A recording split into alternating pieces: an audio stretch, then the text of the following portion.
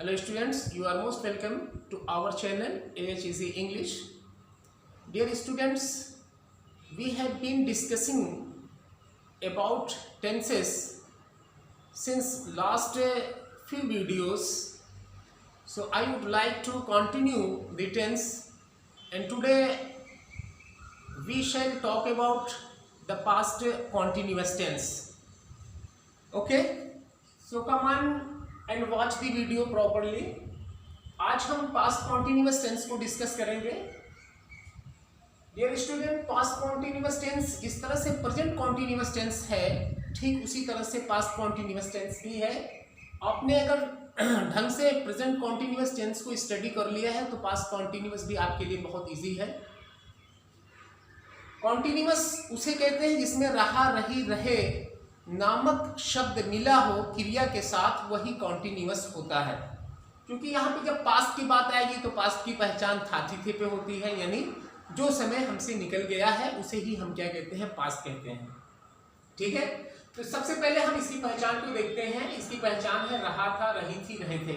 यानी हिंदी वाक्य में क्रिया के साथ, वर्ब के साथ यदि रहा था, रही थी, रहे थे मिलता है तो हम इसको कहते हैं पास्ट कॉन्टिन्यूअस टेंस. ठीक है, लेकिन इसके साथ कोई समय नहीं दिया रहता है, सिर्फ रहा था, रही थी, रहे थे आ जाता है, जिससे ये बात पता चलता है कि जो सब्जेक्ट ने वर्क किया है वो कंटिन्यूटी उसकी बनी हुई है बोलते समय. ठीक है, इसके अलावा हम पिछले भी क्लास में बताए थे आपको कि खड़ा है, पड़ा है, बैठा है, लेटा है, सोया है प्रेजेंट कॉन्टिन्यूअस में आता है. ठीक उसी तरह से आपको पास्ट कॉन्टिन्यूअस में भी आ सकता है कि खड़ा था, पड़ा था, बैठा था, लेटा था, सोया था, पहने हुए था, या बैठी हुई थी, या खड़ा हुआ था, बैठा हुआ था, या आदि शब्द अगर आते हैं तो इनका जब हम ट्रांसलेशन करते हैं इंग्लिश में तो ये एकदम से बिल्कुल पूरी तरह से दिखते हैं कि मैं पास्ट कॉन्टिन्यूअस टेंस हूं. लेकिन इनके आने के बाद ये जब आते हैं तो इससे जो होता है सब्जेक्ट का कोई वर्क नहीं मेंशन होता है कि सब्जेक्ट कोई काम कर रहा है, बल्कि सब्जेक्ट की अवस्था का ही सिर्फ मेंशन होता है, जानकारी होती है. इसलिए हम इसको पास्ट कॉन्टिन्यूअस टेंस नहीं कहते हैं. भले ही अंग्रेजी में जब ट्रांसलेशन उसका होता है तो वो पास्ट कॉन्टिन्यूअस की तरह से ही दिखते हैं, क्योंकि वर्ब हेल्पिंग वर्ब जो आपकी वाज वेयर है वो भी दिखेगी आपको, फर्स्ट फॉर्म में आईएनजी भी दिखती है. तो इससे तो ये लगता है कि ये भी पास्ट कॉन्टिन्यूअस टेंस है. लेकिन चूंकि हिंदी का वाक्य या जब उसका हम सेंस निकालते हैं तो इससे उस सब्जेक्ट की अवस्था ही मेंशन होती है, जिसकी वजह से हम इसको पास्ट कॉन्टिन्यूअस टेंस नहीं कहते हैं. यानी ये हमारा राइट है और ये हमारा रॉन्ग है. इसको हम पास्ट कॉन्टिन्यूअस टेंस के तहत नहीं कहते, क्योंकि इसमें सब्जेक्ट कोई काम कर नहीं रहा होता है, बल्कि उसकी अवस्था ही सिर्फ मेंशन होती है. ठीक है, अभी दो एक एग्जांपल से इसको भी डिस्कस कर लेते हैं. इसकी हेल्पिंग वर्ब है वाज और वर. ठीक है, वाज का यूज हम ही, शी, इट और आई अगर सब्जेक्ट है, ये प्रोनाउन है, इनके साथ हम वाज का प्रयोग करते हैं. साथ ही साथ अगर सिंगुलर नाउन्स है, कोई सिंगुलर पर्सन का कोई नाउन है तो उसके साथ भी हम वाज का यूज करते हैं. और वर का यूज वी, यू और दे अगर क्या कहते हैं, ये प्रोनाउंस है. इसके अलावा प्लूरल नंबर का अगर कोई भी नाउन्स है तो उसके साथ भी हम वेयर का यूज करते हैं. इसके रूल्स हैं कि हम सबसे पहले सब्जेक्ट को लिखते हैं, फिर वाज वर्ब में से कोई लाएंगे, फिर वर्ब की फर्स्ट फॉर्म लिखते हैं और उसी फर्स्ट फॉर्म में आईएनजी हम जोड़ते हैं, ऐड करते हैं. ठीक है, और फिर उसके बाद क्या करते हैं, हम ऑब्जेक्ट लिखते हैं. नेगेटिव में हम क्या करते हैं, सब्जेक्ट लिखते हैं, वाज वर्ब लिखते हैं और इसके बाद यही हेल्पिंग वर्ब जब वाज वर्ब आ जाती है और यहीं पे हम उसमें नेगेटिव जोड़ देते हैं, यानी नॉट को ऐड कर देते हैं. फिर वर्ब की फर्स्ट फॉर्म में आईएनजी और उसके बाद ऑब्जेक्ट को लिखते हैं. उसी तरह से इंट्रोगेटिव अगर है तो WH फैमिली का वर्ड अगर सेंटेंस के अंदर मौजूद है तो सबसे पहले उसको लिखेंगे, और अगर नहीं है तो ये नहीं लिखा जाएगा. हम उस सेंटेंस को हम शुरू कर सकते हैं वाज वर्ब से भी, फिर सब्जेक्ट लिखेंगे और नॉट अगर जरूरत है, यानी इंट्रोगेटिव नेगेटिव है तो नॉट यही सब्जेक्ट के बाद में ही लिखा जाता है. यानी हमने ये देखा कि इंट्रोगेटिव सेंटेंस के अंदर अगर नॉट आया हुआ है, यानी वो हमारा सेंटेंस इंट्रोगेटिव नेगेटिव है, तो नॉट जो होता है वो सब्जेक्ट के बगल में ही लिख दिया जाता है. यानी जैसे ही हम सब्जेक्ट को लिखते हैं तुरंत नॉट लिख देते हैं वहीं पे, कोई भी टेंसेस क्यों ना हो, कोई भी टेंस हो. ठीक है, सभी टेंसेस में हम नॉट अगर इंट्रोगेटिव सेंटेंस है तो नॉट को हम कहाँ लिखते हैं, सब्जेक्ट के बाद ही तुरंत लिखते हैं, और फिर फर्स्ट फॉर्म में आएंगे और हम ये ऑब्जेक्ट लिखते हैं। क्लियर हुआ ये पॉइंट? ये थे हमारे रूल्स और ये थे हमारे ये था हमारा पहचान और ये हमारे रूल्स थे। ठीक है, अब 2-4 एग्जांपल के साथ हम इसको डिस्कस कर लेते हैं। बहुत ही सिंपल ये ट्रांसलेशन इसका है और बहुत ही सिंपल और इजी है।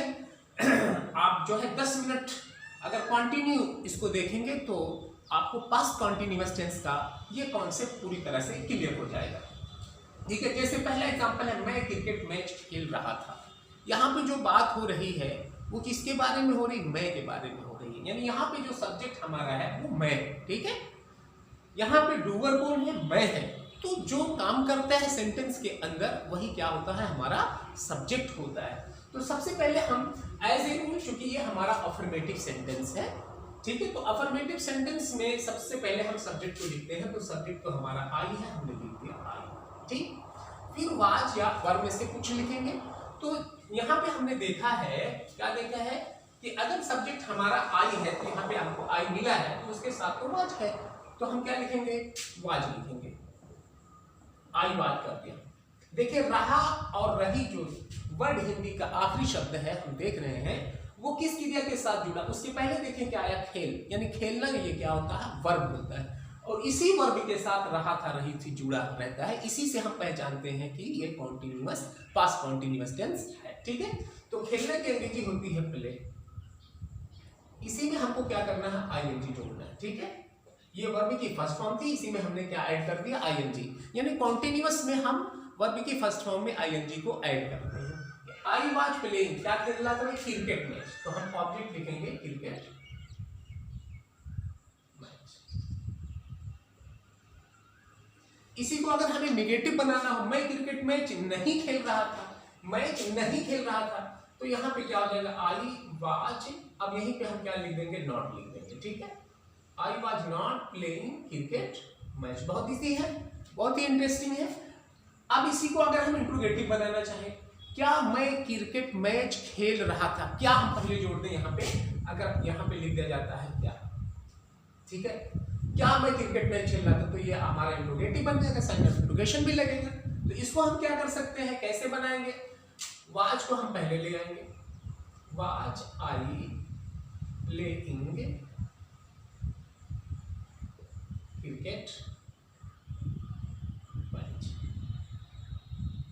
ये हमारा हो गया इसका, यानी अफर्मेटिव सेंटेंस, नेगेटिव सेंटेंस और इंट्रोगेटिव सेंटेंस तीनों हमने इसका बना लिया। ठीक है, ये भी पता चल गया। अगर हम यहाँ को इसको क्या को हटा दें यहाँ से, मैं क्रिकेट मैच कहाँ खेल रहा था, या मैं क्रिकेट मैच क्यों खेल रहा था, ठीक है, मैं क्रिकेट मैच किसके साथ खेल रहा था, इस तरह से सवाल पूछे जा सकते हैं। यानी जो हमारा क्वेश्चन वर्ड है ये आरंभ में ना होकर हम यही कहीं इसको बीच में ले, मैं क्रिकेट मैच मानिए यहाँ कहाँ लिख दें, कहाँ खेल रहा था। अब आपको वो जगह बतानी पड़ेगी, है ना, कहाँ खेल रहा था। तो हम इसको क्या करेंगे, यहीं पे पहले वेयर जोड़ देंगे, बस ये हमारा हो गया translation. Where was I playing cricket match हो गया। ठीक है, जब कहाँ नामक शब्द यहाँ बीच में आ गया यानी क्वेश्चन पूछने वाला, तो वो क्वेश्चन वर्ड सबसे पहले लिख देते हैं, और जो पहले ट्रांसलेशन इंट्रोगेटिव सेंटेंस का हेल्पिंग वर्ब से स्टार्ट हुआ था उसमें कोई बदलाव, कोई तरमीम नहीं होती है, सिर्फ क्वेश्चन वर्ड को हम सबसे पहले लिखाते हैं। ठीक है, अब देखिए यहाँ पे क्या हो गया, क्वेश्चन वर्ड हमारा WH फैमिली, फिर हमारा ये वाज मिला, फिर उसके बाद आई हमारा सब्जेक्ट मिला। चूंकि नॉट नामक शब्द यहाँ पे नहीं आया होगा इसलिए ये छूट गया, वर्ब की फर्स्ट फॉर्म में ING मिला, और फिर उसके बाद ये हमारा ऑब्जेक्टिव पार्ट। क्लियर हुआ? उसके बाद देखते हैं, अध्यापक हमें अंग्रेजी पढ़ा रहे थे। अध्यापक हमें अंग्रेजी पढ़ा रहे थे, कौन पढ़ा रहे थे? अध्यापक पढ़ा रहे थे। वर्क कौन किया है? अध्यापक ने किया। ठीक है, तो ये हमारा क्या हुआ, सब्जेक्ट हुआ। तो हम लिखेंगे द टीचर। ठीक, हमारा सिंगल पर्सन का सब्जेक्ट, तो इसके साथ भी हम क्या लेंगे, वाज, द टीचर वाज। पढ़ाना की अंग्रेजी देखिए रहे थे, इसके साथ जुड़ा है, पढ़ाना के साथ जुड़ा है, तो यही हमारा क्या है, वर्ब है। ठीक है, हम ट्रांसलेशन कहाँ करते हैं, जब हमको सब्जेक्ट मिल जाता है तो यहीं से रिवर्स आते हैं। मैं पहले भी बताया, the teacher was teaching, the teacher was teaching, क्या पढ़ा रहे थे भैया, इंग्लिश पढ़ा रहे थे। द टीचर वाज टीचिंग क्या, इंग्लिश। इंग्लिश एक सब्जेक्ट है, किसको पढ़ा रहे थे, हमें पढ़ा रहे थे, टू अस, क्या लिखेंगे, टू अस। या the teacher was teaching us English कर सकते हो। ऐसा भी मैं पहले भी बताया हूं कि अगर हमारे पास दो ऑब्जेक्ट है, एक डायरेक्ट है और एक इनडायरेक्ट ऑब्जेक्ट है, तो उसका क्रम क्या होता है, अगर इस क्रम में लिखेंगे, ठीक है, तो ऐसे होगा, और अगर इसको पहले लिखेंगे और इसको इंग्लिश को बाद में लिखेंगे तो टू हमें क्या करते हैं, टू हम भूल जाते हैं, फिर टू हमसे मिस हो जाता है। फिर उसी तरह से अगर हम इसकी नेगेटिव बनाते हैं तो क्या बनाते हैं, नेगेटिव के लिए यही बीच में क्या आ जाएगा, नॉट आ जाएगा, ठीक है, जैसे ऊपर वाले में आया है। और बाकी सब सेम उसी तरह से हम इसको क्या करेंगे, लिख देंगे। अब क्या अध्यापक हमें अंग्रेजी पढ़ा रहे थे, अगर इस तरह से है तो फिर हम उसी तरह से लिख देंगे, वाच को हम पहले ले आएंगे और फिर द टीचर, अब वाच को यहाँ पे लिखा रह जाएगा क्योंकि वाच पहले आ गया है ना, अब टीचिंग आ जाएगा, इंग्लिश टू अस हो जाएगा, ठीक है। अब ये हमारा क्या हो गया, इंपरेटिव सेंटेंस बन गया। क्लियर हो रहा है, समझ में आ रहा बात। अब इसके बाद अगर आप कहो अध्यापक हमें अंग्रेजी क्यों पढ़ा रहे थे या कैसे पढ़ा रहे थे, ठीक है, तो ये क्यों या कैसे अगर बीच में आ गया है तो यहीं पे उसकी अंग्रेजी सबसे पहले हम लिख देते हैं। क्लियर हुआ पॉइंट की नहीं हुआ। यानी जब हिंदी पाठ के आरंभ में हमको क्या नामक शब्द मिलता है तो क्या की अंग्रेजी जो वाट होती है उसको हम मिस कर देते हैं, उसको हम भूल जाते हैं, ठीक है, उसको हम नहीं लिखते हैं, उसकी अंग्रेजी हमारे लिए क्या होती है, माफ हो जाती है। कब, जब वो क्या नामक शब्द हिंदी वाक्य आरंभ में आता है तो उस क्या की अंग्रेजी हम भूल जाते हैं, उस क्या की अंग्रेजी हम मिस करते हैं, बल्कि जिस टेंस में हमारा सेंटेंस होता उसी की सहायक क्रिया, उसी की हेल्पिंग वर्ब से हम उस सेंटेंस को ट्रांसलेट करना शुरू कर देते हैं। लड़के इधर उधर घूम रहे थे, ठीक है, अगला है लड़के इधर उधर घूम रहे थे, ठीक है। लड़के की अंग्रेजी होती है बॉयज, तो उससे पहले हम दा लिखेंगे क्योंकि हम पता नहीं कौन सी लड़के की बात है, कुछ ऐसे लड़के जो हम मेंशन कर रहे हैं वो निश्चित हम मान लें कि फला लड़के, हमारा इशारा द बॉयज, ठीक है, द बॉयज हुआ। अब रहे थे ये प्लूरल हो गया तो हम क्या करेंगे, वर्ब को यूज करेंगे। द बॉयज वेयर, घूमना या टहलना, वॉक हो गया, इधर उधर घूम रहे थे, टहल रहे थे, वेयर वॉकिंग, ठीक।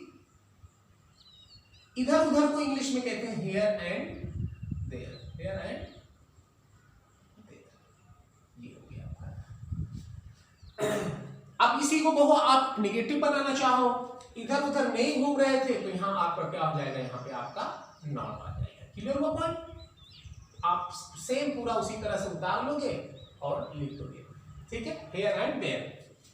क्या लड़के इधर उधर घूम रहे थे, अब उसको अगर आप कहते हो क्या लड़के इधर उधर घूम रहे थे, यानी क्या नामक शब्द यहाँ पे ले आओ और फिर इसको फिर इस तरह से बन जाएगा।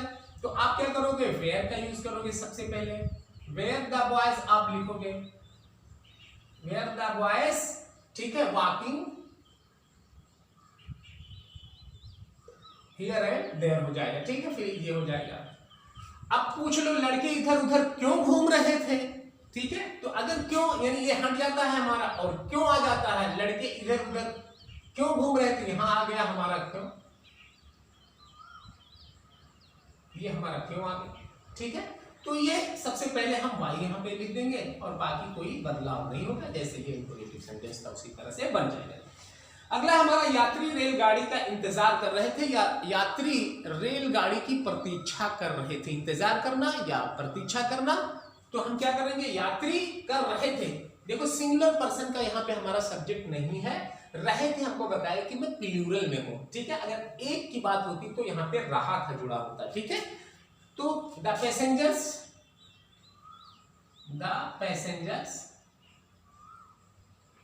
ये हमारा सब्जेक्ट प्लूरल नंबर का, द पैसेंजर्स। उसके बाद हम प्लूरल नंबर की हेल्पिंग वर्ब लाएंगे, इंतजार करना, ठीक है, वेट होता है, और वेट के साथ हमको क्या लाना है, ऑब्जेक्ट लाना है, और वो हमारा ऑब्जेक्ट क्या है, रेलगाड़ी है, ट्रेन है। तो हम लिखेंगे वेटिंग फॉर हो जाएगा, क्योंकि वेट के साथ प्रीपोजिशन जो आती है वो फॉर आती है। The passengers were waiting for the train, ये हमारा हो गया। इस तरह से इसको हम ट्रांसलेट करते हैं, बहुत इजी है। अगर इसी को आप कहते हो कि निगेटिव करना है, यात्री रेलगाड़ी का इंतजार नहीं कर रहे थे, यहाँ अगर नहीं नामक शब्द आ गया है तो हम क्या करेंगे, यहाँ पे वेयर के बाद जो है वर्ब के बाद हम क्या करेंगे, नॉट को लिखेंगे, और बाकी सब जैसे था वैसे ही रहता है ना। अब उसी तरह से आप इसकी इंट्रोगेटिव बनाओ, तो इंट्रोगेटिव बनाने के लिए क्या, अगर इंट्रोगेटिव में इस तरह से कहते तो क्या यात्री रेलगाड़ी का इंतजार कर रहे थे, तो आप सबसे पहले वर्ब लिखोगे। क्या लिखोगे?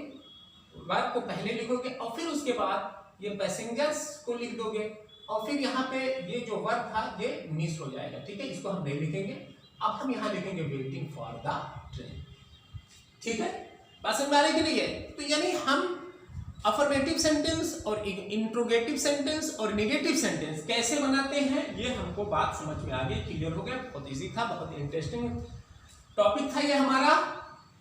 दूसरी तरह से अब हम बात करते हैं कि जब ये नामक शब्द हमारे हिंदी वाक्य के अंत में मिले रहते हैं, जुड़े रहते हैं, तो उसे हम कैसे ट्रांसलेट करते हैं, आइए उसको देखते हैं। जैसे वो खड़ा था, कोई लड़का है या कोई व्यक्ति है, हमने कह दिया वो खड़ा था। उसकी पोजीशन क्या थी, उसकी अवस्था क्या थी कि वो इस पोजीशन में, जिस तरह से मैं यहां पे हूं इस तरह से वो खड़ा था, यानी कोई और काम नहीं कर रहा था, सिर्फ उसकी पोजीशन, उसकी अवस्था का मेंशन हुआ है। ठीक है, तो इसको ट्रांसलेट देखिए किस तरह से करते हैं। वो को हम अंग्रेजी में कहते हैं ही, ठीक है, और था की अंग्रेजी होगी वाज। क्योंकि हम क्या स्टडी कर रहे हैं, अवस्था का मेंशन कहां होता है, जब सब्जेक्ट की अवस्था का मेंशन होता है, सिर्फ अवस्था के बारे में बताया जाता है, तो वो हमारा सिंपल सेंटेंस होता है। सिंपल टेंस के तहत उसका अध्ययन करते हैं। ठीक है, तो ये हो गया ही वाज। अब वाज हमारा आ गया और इसके बाद हम क्या लाएंगे, खड़े होने की अंग्रेजी लाएंगे, तो इसको हम कहते हैं स्टैंड। ठीक, लेकिन एक बात याद रखना है कि यदि हमारा वर्ब कोई भी, वो वर्ब हमारा वर्ब बी के बाद है, यहाँ पे वाज जो हमारा है ये हमारी हेल्पिंग वर्ब नहीं है। इस बात को नोट करिएगा, आप पॉइंट दिमाग में इस बात को फिट करिए कि यहाँ पे वाज हमारे क्या है, हेल्पिंग वर्ब नहीं है, ये हमारी मेन वर्ब है यहाँ पर। क्लियर है कि नहीं है? वर्ब बी का परिवार है, वर्ब बी का सदस्य है, वर्ब बी है। क्लियर है? तो इसलिए स्टैंड जो है, जो हमारी एक और वर्ब आ रही है, तो उसको हम क्या कर देते हैं, जीरेंडियल फॉर्म में करते हैं। क्योंकि मैं पहले भी बताया हूं कि एक सेंटेंस के अंदर, एक सिंपल सेंटेंस के अंदर दो फाइनाइट वर्ब नहीं आ सकती है। जिस तरह से एक बारात में दो दूल्हे नहीं हो सकते हैं, ठीक उसी तरह से एक सेंटेंस के अंदर एक ही फाइनाइट वर्ब आती है, दो नहीं आ सकती है। क्लियर हुआ ना? तो इसलिए वाज के साथ हम इसको, जो स्टैंड था, जो हमारा वर्ब था, इसको आईएनजी बना दिया और इसको हमने क्या किया, जीरंड बना दिया। आप यहाँ पे क्लियर हुआ कि नहीं हुआ? अब हम इसकी शक्ल देखते हैं, ही वाज स्टैंडिंग। अब तो आप देखते हो कि ठीक इसी तरह से यही रूल्स बन रहा है। सब्जेक्ट को लिखा गया, वाज वर्ब को लिखा गया, फर्स्ट फॉर्म में आईएनजी लिखा गया। बिल्कुल सही बात है ना? शक्ल से तो वही लग रहा है, लेकिन अगर इस हिंदी में यह होता, वह खड़ा हो रहा था, वह खड़ा हो रहा था। ठीक है, समझ में आया ना?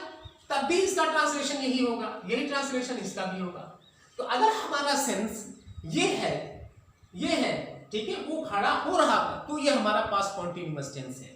अगर हमारा सेंस इसके लिए है, वो खड़ा था, तो ये हमारा पास्ट कॉन्टिन्यूअस टेंस नहीं है, बल्कि ये सिंपल सेंटेंस है। ठीक है, ये कैसा सेंटेंस है, ये कॉन्टिन्यूअस के तहत नहीं है, बल्कि वो दूसरे पार्ट में चला गया। ठीक है, अब इसी को आप वो खड़ा था कहें तो, या खड़ा हुआ था, या वो बैठा था, या बैठा हुआ था, तो दोनों है कंडीशन, यानी अवस्था। जैसे मैं ये शर्ट पहने हुए हूं ना, मैं शर्ट पहने हुए था, ठीक है, तो हुए था ये मेरी अवस्था है कि मैं किस अवस्था में था। ठीक है, शर्ट को पहने हुए था, ये मेरी अवस्था थी। अब मैं कह दूं ये शर्ट मेरी बाहर थी और उसको मैं पहनने लगा, मैं शर्ट पहन रहा था। ठीक है, बात समझ में आई ना? कोई कहे कि वो तो शर्ट पहन रहे थे, तो ऐसी कंडीशन में जब रहा था रही थी जुड़ेगा, ठीक है, तब सब्जेक्ट वहां पे काम करने लगेगा। तो जब सब्जेक्ट काम करने लगेगा तो हम उसको कंटिन्यूअस बोलेंगे, और सब्जेक्ट अगर काम नहीं कर रहा है, उसकी अवस्था का मेंशन हो रहा है, तो वो कंटिन्यूअस नहीं होगा। बस इतना है। अब यहां पे है वो सोया था, वो सोया था। क्लियर बात है ना? देखिए सोया था, वो उसकी पोजीशन है, अवस्था है। ठीक है, तो हम क्या कहेंगे, ही वाज आएगा और फिर उसके बाद हम क्या करेंगे, स्लीप लिखेंगे। और एक बार फिर जब स्लीप माने सोना होता है, तो जब ये वाज के साथ आएगा, यानी वर्ब बी के साथ आता है कोई और वर्ब, तो वो अपने किस रूप में चला जाता है, अपने जीरेंडियल फॉर्म में चला जाता है। इसमें हम इसको आईएनजी जोड़ेंगे। फिर एक बार हम इसकी शक्ल देखें, ही वाज स्लीपिंग हो गया, वो सोया था। ठीक है, बात समझ गए ना?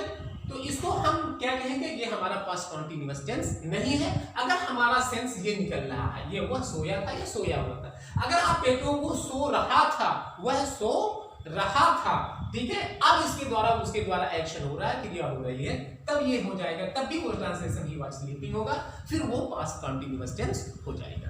क्लियर हुआ पॉइंट? बस ये तो हमारा पास्ट कॉन्टिन्यूअस टेंस ये था। पास्ट कॉन्टिन्यूअस में सब्जेक्ट के द्वारा कंटिन्यू, लगातार किसी काम का होना बताया जाता है, जारी रहने का मेंशन होता है, बोध होता है, तो इसे ही हम क्या कहते हैं, पास्ट कॉन्टिन्यूअस टेंस कहते हैं, जो पास्ट की बात को भी मेंशन करता है। ठीक है, ये हमारे पहचान थी, ये हमारे जो है उससे समकक्ष, मिलता जुलता, जिसको अंग्रेजी में हम बनाते हैं, इसको हम, लेकिन हम इसे क्या पास्ट कॉन्टिन्यूअस टेंस नहीं कहते हैं। ठीक है, इसके ये हेल्पिंग वर्ब है और ये सब्जेक्ट के साथ इसको हम लाते हैं, ये हमारे रूल्स। क्लियर हुआ? तो आप सब स्टूडेंट्स इसकी नोट्स को कंटिन्यू करते रहिएगा, बनाते रहिएगा, जिससे कि आपकी लर्निंग की जो कंसिस्टेंसी है वो मेंटेन रहे, आप इसको भूलो ना। ठीक है, वरना अगर आप इसको बहुत ही लाइटली पढ़ोगे तो क्या करोगे, भूल जाओगे। बहुत सारे स्टूडेंट्स तो ये कहते हैं, ये तो हमको मालूम है, जानकारी है, बहुत अच्छी बात है अगर आप इसको पहले से जानते हैं, लेकिन जो स्टूडेंट इसको क्लोजली पूरे अंत तक इस वीडियो को देखे होंगे, उनको समझ में आया होगा, क्योंकि हो सकता है कुछ ऐसे पॉइंट्स थे जो उनको मालूम ना रहा हो, उनको भी ये जानकारी आज हो गई होगी। ठीक है, तो मैं आप सबसे उम्मीद करता हूं कि जितनी भी वीडियोस आपको सेंड की जा रही है, आपको भेजी जा रही है, उस सारी वीडियोस के आप नोट्स रेडी रखिएगा, रेडी रखेंगे तो इससे आपको आने वाले दिनों में बहुत ज़्यादा फायदा होगा, आपका बेनिफिट होगा, लाभ होगा। ठीक है, आपकी पढ़ाई की जो है कंसंट्रेशन, आपका स्टडी का वो मेंटेन रहेगा, इसलिए नोट्स बनाना बहुत ज़रूरी होता है। Clear students? बस आज की वीडियोस में हम आपको इतना ही, और कल जो है किसी दूसरे टॉपिक को हम डिस्कस करेंगे या कुछ और बताएंगे। फिलहाल आज के लिए इतना ही। Thank you so much.